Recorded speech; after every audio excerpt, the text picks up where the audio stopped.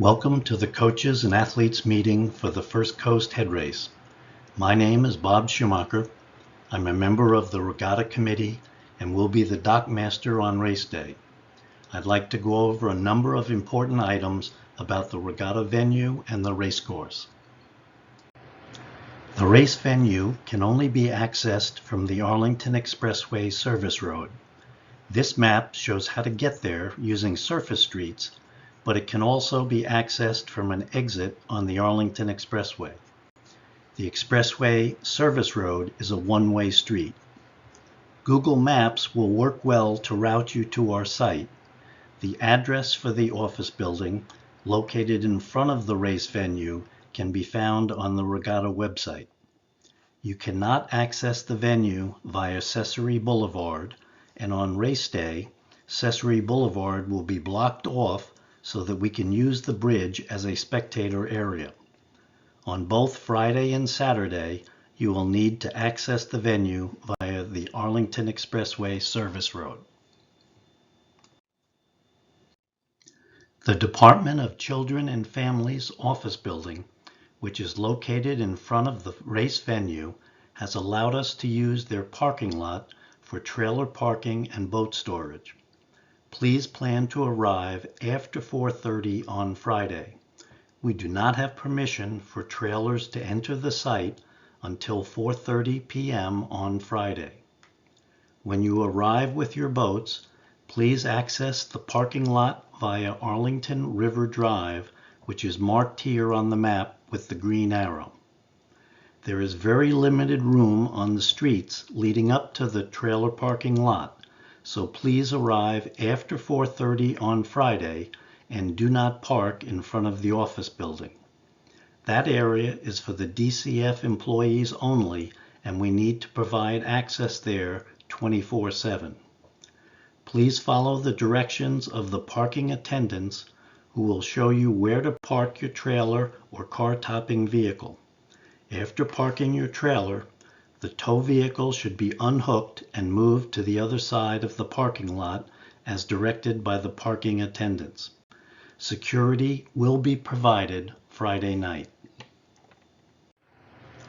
On race day, spectator parking will be available in the parking lot of the office building adjacent to the race venue. The parking area can again only be accessed from the Arlington Expressway service road. On Saturday, there will be police barricades blocking regular traffic from turning onto Cesary Boulevard, but you will be allowed in for race parking. Please follow the direction of the parking attendants. A $10 cash donation will be collected for each car to benefit the Rotary Club and the Regatta. Coaches can check in with registration to pick up their race packets on Friday afternoon or early Saturday morning. Please have all of your completed forms to be turned in at registration. The registration desk will be located in front of the entrance to the River House. Lightweight weigh-ins can be completed on Friday from 5 to 7 p.m. and also on Saturday morning from 6:30 to 8 a.m. The entire boat with their completed weigh-in forms must be present for their weigh-in. Reweighing is only allowed if a rower is within 1 pound of the maximum weight. Coxswains do not have to weigh in.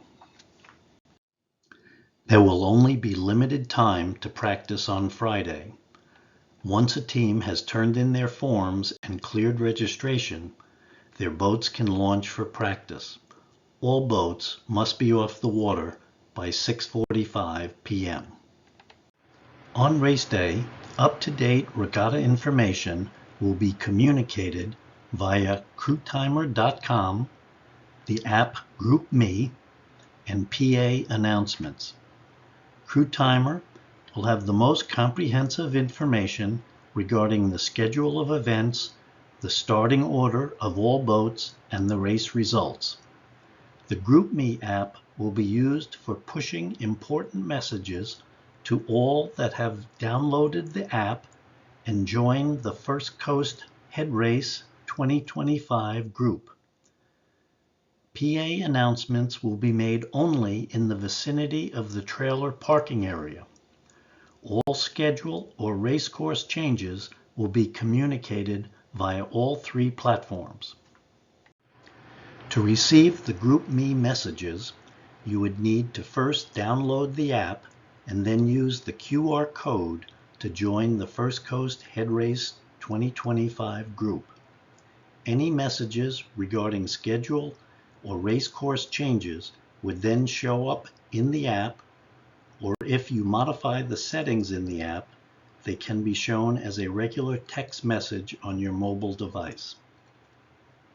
On race day, there will be an incoming tide for most of the races and an outgoing tide starting about 2:30 in the afternoon. Boats heading to the start line prior to the 2:30 high tide will be going against the current and will require slightly more time to reach the start line staging area. Once in the staging area and in bow number order, please listen to the instructions from the race officials regarding holding your position against any movement caused by the tidal currents. The first call to launch will be made approximately 1 hour before each event's start time, and last call will be approximately 45 minutes before the event start time. These times may vary based upon the tide conditions and the number of entries in the event. When called, you should proceed with your boat from the parking lot to the dock area. Once you leave the launch dock, it is about 3,500 meters to the start line staging area. Please anticipate that there may be boats backed up, both going through Control Commission and getting off the launch dock. There will be PA announcements for first and last call for boats to proceed to Control Commission and launch. Please manage your time accordingly. As your boat proceeds from the parking lot to the water, you should use the path on the right-hand side of the river house. There will be 2 lanes.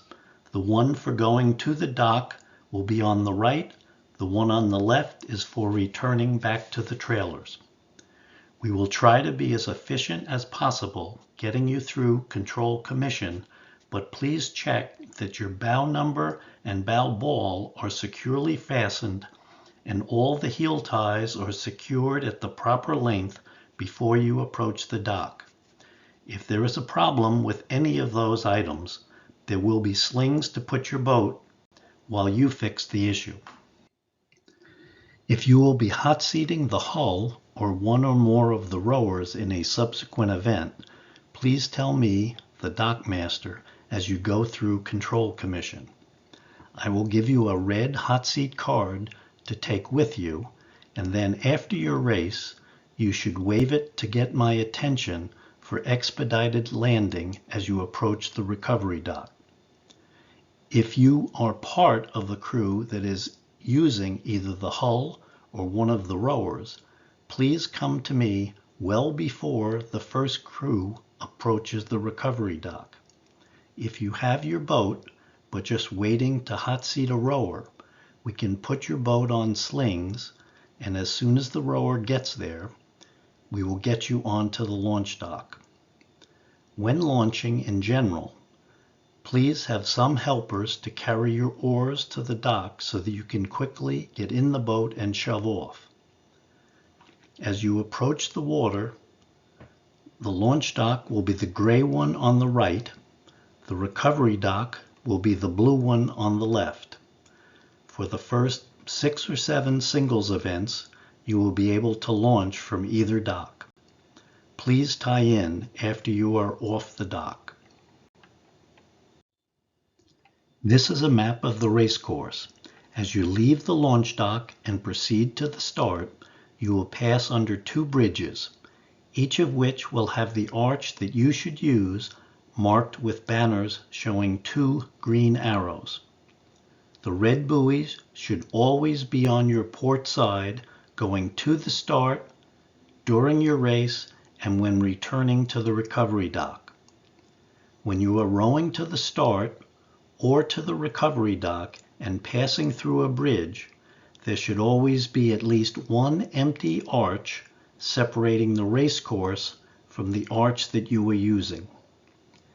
As you approach the start, you will see an anchored pontoon boat followed by a string of 4 blue buoys. Go well beyond the 4 blue buoys that mark the starting chute and go to the staging area. There will be marshals there to help you line up in bow number order and ultimately call you to approach the start area. When called to the start, you will go through the blue buoys on both your port and starboard sides, and the first red and yellow buoys that you come to will mark the start. The course is well marked with red buoys on the port side and yellow buoys on the starboard side. As you proceed towards the Matthews Bridge, there are 2 arches that can be used, and each will be marked with a banner displaying a large white arrow on a green background. Once through the first bridge, there is a 1,200-meter straight stretch that leads to a sweeping turn to port as you enter the Arlington River and on towards the second bridge, the University Bridge. For those racing in the U15 and middle school events, the University Bridge marks the finish line for your races. For those in all other events, once through the University Bridge, the course takes a sharp turn to starboard. This year, we have once again, in the interest of safety, tried to make some changes related to how boats would navigate safely through the Cesary Bridge. This year, we have reduced the potential racing arches from 3 to 2. There will again be a string of small 9-inch orange guide buoys that will separate the 2 lanes which lead to a straight passage through the Cesary Bridge. All boats should have completed their turn prior to entering the bridge. If a boat were to take the turn as shown by the red line, there would not be ample time to complete the turn given the relatively narrow width of the bridge arch, and it would result in equipment damage and possible injury to the rowers. To ensure safe passage through the Cesary Bridge, you should keep your hull and oars between the guide buoys and the regular course buoys as you approach either of the 2 racing arches. There are no penalties for crossing the small orange guide buoys, but it will definitely lead to trouble. Upon exiting the Cesary Bridge, the shortest line to the finish is to stay closer to the yellow buoys as you make a turn to starboard around the marsh and down a long straightaway before the almost 90-degree turn in front of the Episcopal dock. Then it's about 500 meters to the finish. The finish line is marked by the last red and yellow buoys before a string of blue buoys. Please don't stop at the finish line and continue to paddle to the end of the string of the blue buoys before stopping to turn and return to the recovery dock. There will be a finish area marshal to provide you with guidance. When returning to the recovery dock, please keep the red buoys on your port side and do not enter onto the racecourse. As you near the recovery dock, please listen intently to the instructions of the dockmaster, who will instruct you specifically where to land.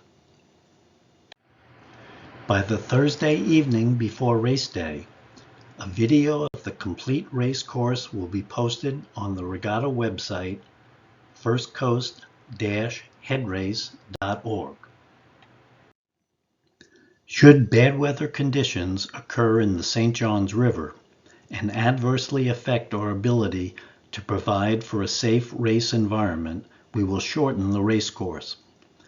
If the regatta organizers, in conjunction with the head referee, make the decision to shorten the course, the starting line will be moved to our bad weather modified course, which begins approximately 1,250 meters west of the University Bridge, as shown on this map. The remainder of the racecourse will remain the same. While I will not review during this video all of the details of the regatta rules regarding passing and being passed, it is important that you know and abide by these rules. You should also familiarize yourself with all of the penalties. Both the rules on passing and all of the penalties are available here and on the regatta website. The unofficial race results for each race will start to become available online at crewtimer.com right after each boat crosses the finish line. After all potential penalties have been accounted for and any protests have been lodged and adjudicated, the head referee will mark the race as official. Medals will be awarded for first, second, and third place finishes based on the number of entries per event. Medals can be picked up at the awards tent after the official results for the event are posted. Only coaches or Masters team captains may sign for and pick up team medals. Also, new this year, we will be awarding a Team Points trophy named in honor of Augie Marol, the long-standing head referee for this regatta. The details of how points are awarded can be seen here and on the regatta website. Please heed the important comments from the head referee. Be on time for the start of your race, leaving enough time to line up in bow number order in the start line staging area. Complete your warm-up before you reach the start line staging area. Once in the staging area, you must follow the directions of the start marshal. Stay in bow number order prior to the start. When the start marshal calls you to proceed to the starting chute, maintain a 10 to 15 second interval behind the boat starting in front of you. For additional information about the regatta, please see the regatta website. There is a lot of good information on the layout of the regatta venue, as well as food options, an area travel guide, and information on our wonderful sponsors. You are also strongly encouraged to review the regatta's rules and procedures, which are listed on the website. Prior to race day, should you have any questions that were not covered, please email them to info@firstcoast-headrace.org. On race day, the dockmaster and the head referee will be available to answer any questions that you may still have. Also, please ask any of our volunteers if we can be of help throughout the regatta. We look forward to seeing you soon.